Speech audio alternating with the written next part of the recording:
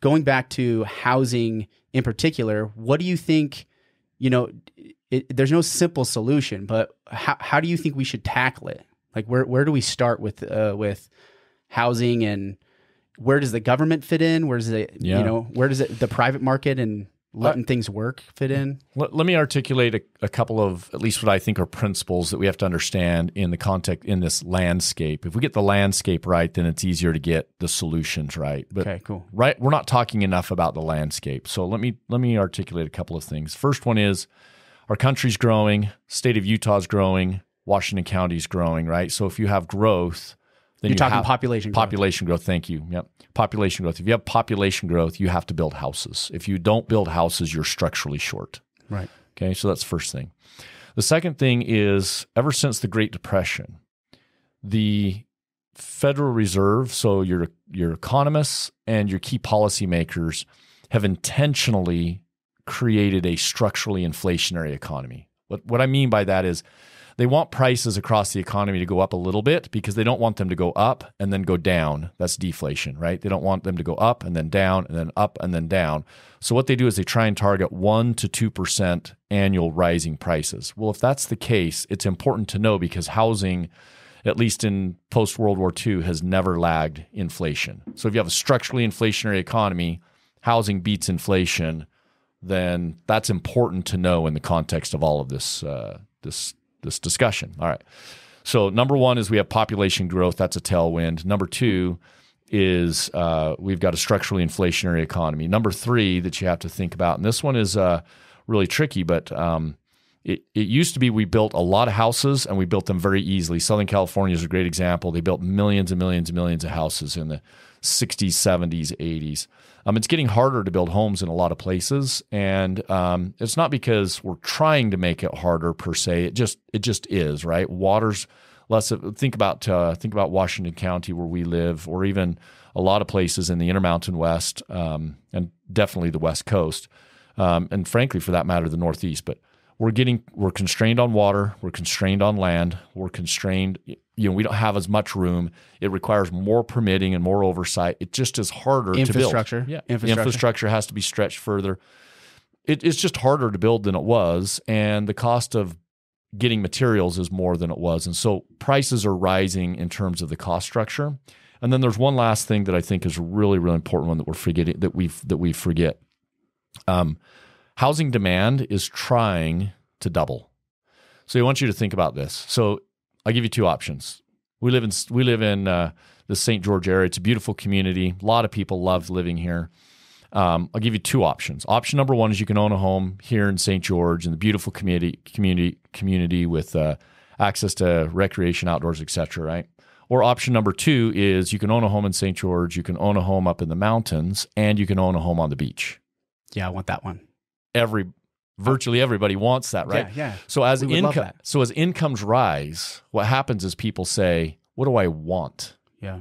And this is hard for us to wrap our heads around because we live here, but the United States on a per capita basis has one of the highest incomes of any country in the world. It's definitely the highest income for a large country. Mm-hmm. So the amount of money moving through this economy is really quite extraordinary. And then you take things like I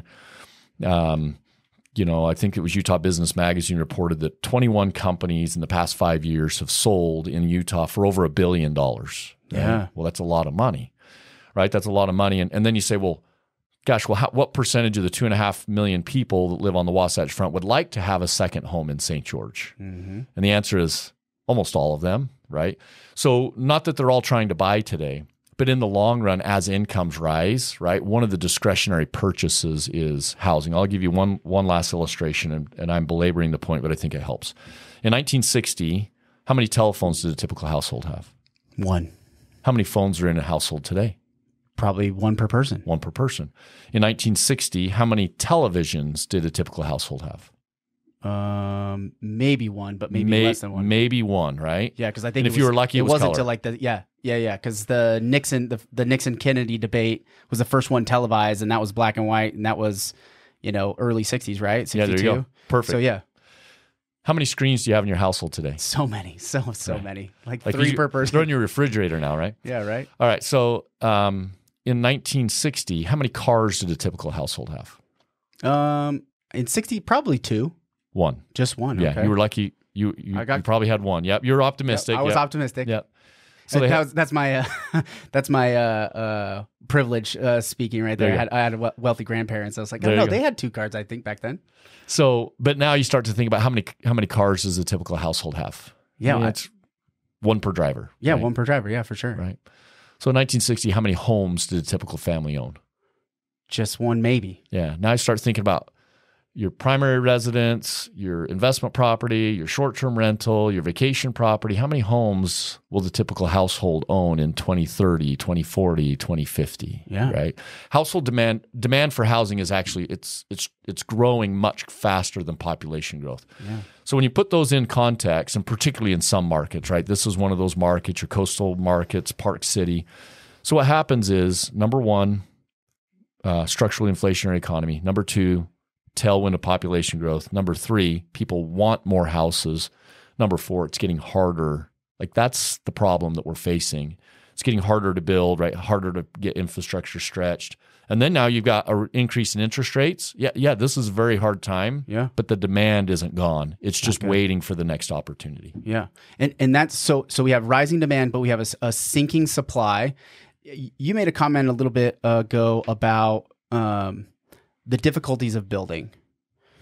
You made the statement, which I think I'm not quite sure I agree with, that we're not making it more difficult to build.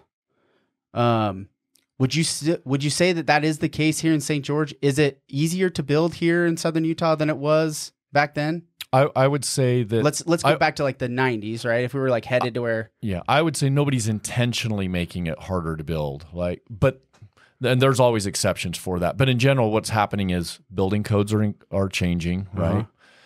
Zoning and land use ordinances are changing. The rigor of the inspection process is changing. The materials that you have to use, right? Just this is all safe. A lot of this is just safety driven. It's kind of like, every car has airbags now. 20 years ago, it was a luxury item. Yeah.